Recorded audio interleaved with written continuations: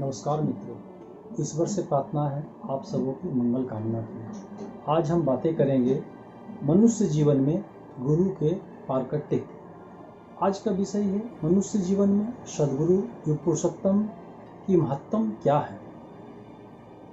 यह याजन से संबंधित मैन मेकिंग इंस्टीट्यूशन द सत्संग चैनल पर 19वां वीडियो है। आप सबों से सविनय आग्रह है, यदि चैनल को सब्सक्राइब नहीं किए हैं तो कर लें। इससे आपको आने वाली भक्तिमूलक ज्ञानवर्धक याजन से रिलेटेड वीडियो का नोटिफिकेशन मिलता रहे और आप सबों के साथ पाने से मैं भी प्रेरणा प्रबुद्ध होकर दयाल के सर्व समस्याओं के समाधान पर वीडियो बनाने के लिए प्रेरित होता रहूं। परम दयाल युग पुरुषोत्तम श्री ठाकुर जी की वाणी है, सर्व समस्याओं का समाधान जानो इष्ट स्वार्थ प्रतिष्ठान। सद्गुरु पुरुषोत्तम प्रेम का घनीभूत परम तत्व है।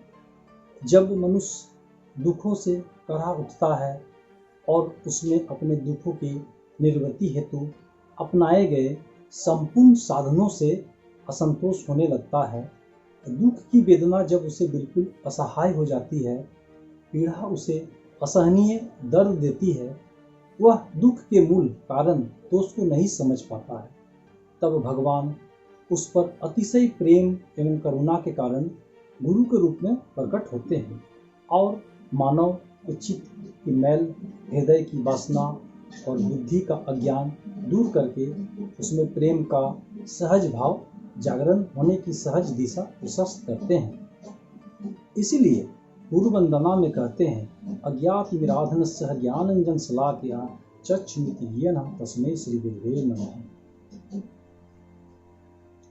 अर्थात जीवन में अज्ञान रूपी अंधकार को मिटाकर ज्ञान के आलोक से जीवन को जो सद्गुरु भगवान भर देते हैं, ऐसे गुरु को बारंबार नमस्कार है। जीवन में गुरु तत्व की स्वीकृति अहम की अस्वीकृति के पश्चात आ सकती है। अहम की अस्वीकृति में मैं करता हूँ इस समूल नाश में संभव है। जब मानव न कुछ करता है और न कुछ करने की सोचता है, तब उसके जीवन में सहज विश्राम की स्थिति आती है और यही विश्राम उसे नव जीवन देने वाला होता है। परम दयाल वाणी के माध्यम से कहते हैं, भावछो बोसे चोलबे किसे भावबार तुमी के भावबार जिनी भावछेन तिनी भावो तुमी ताके। यह विश्राम जीवन में तभी आती है जब हम उनके हो जाते हैं। इसे इस हो उठने की साधना में ही पाना है। चैतन्य का बोध होते ही बुद्धि अज्ञान की अवस्था से विमुक्त होकर ज्ञान के अनंत क्षितिज की ओर बैठने लगता है, तब उसे मान और अपमान का भास होना बंद हो जाता है।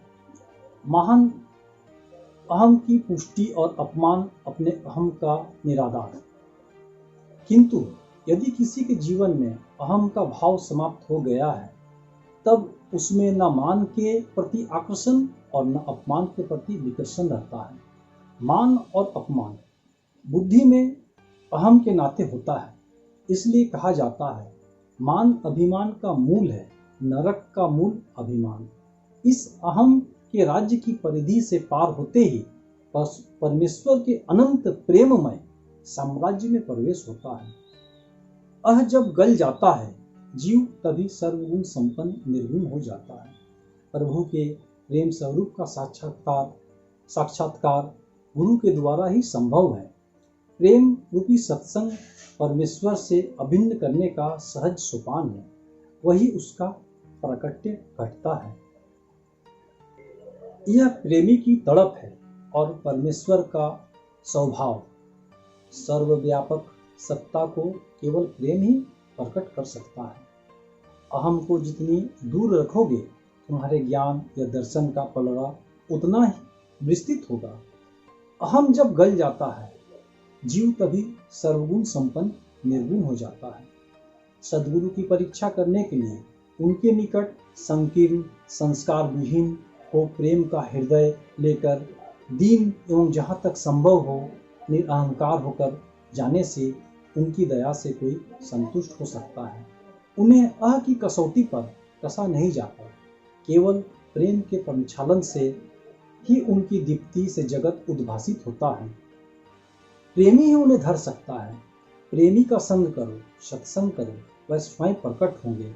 उपरोक्त वाणी परम प्रेममय युग पुरुषोत्तम श्री ठाकुर अनुकूल चंद्र जी कह रहे हैं सत्यानुसरण ग्रंथ के माध्यम से।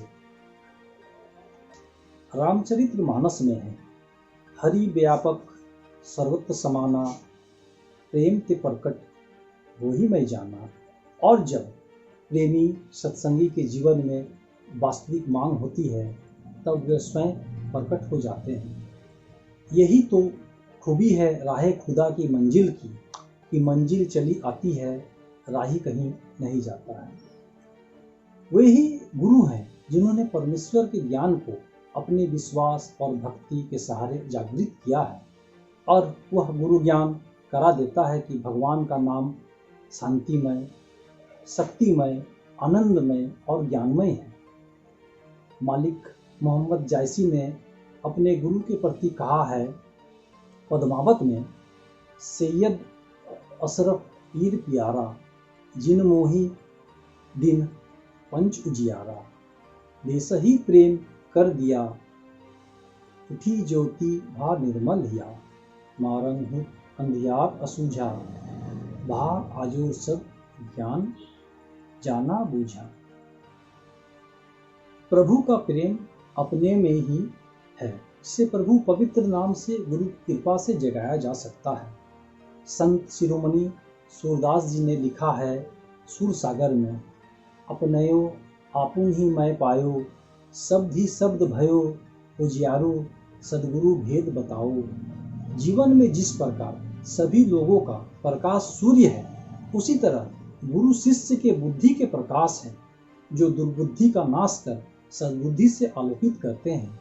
गुरु अपने अनुभव के आधार पर शिष्य को सर्वतोभाव आत्मसमर्पण द्वारा भावनिधि को तर जाने की दिशा प्रदान करते हैं।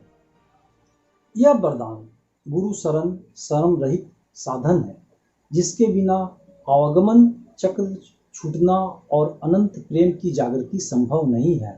रामचरितमानस में है, गुरु बिनु भावनिधि तरई की कोई, जो बिरंची शंकर सम होई। वर्तमान युग में धैर्य धारण कर गुरु पुरुषोत्तम का शरण लेना युग की पुकार है, जिससे मानव जाति अपने अस्तित्व की रक्षा कर सके और अपना जीवन सुंदर सुखमय कर सके। संत शिरोमणि सूरदास जी दोहा में कहते हैं, रे मन धीरज क्यों ना धरे, संवत 2000 के ऊपर ऐसा जोग परे। पूरब पश्चिम उत्तर दक्षिण चहु दिशा काल फिरे, अकाल मृत्यु जग माही, व्यापे प्रजा बहुत मरे। स्वर्ण फूल बन पृथ्वी फूले, धर्म की बेल बढ़े, सहस्त्र वर्ष लागी, सतयुग व्यापे, सुख की दया फिरे। काल जाल से वही बचेगा, जो गुरु का ध्यान धरे। सूरदास हरि की लीला टारे नहीं टरे। इस लीला में ही है आलिंगन एवं ग्रहण करना। तो जो सद्गुरु पुरुषोत्तम को आलिंगन एवं ग्रहण कर विधि मुताबिक चलेंगे, उनका सर्वांगीण मंगल होगा।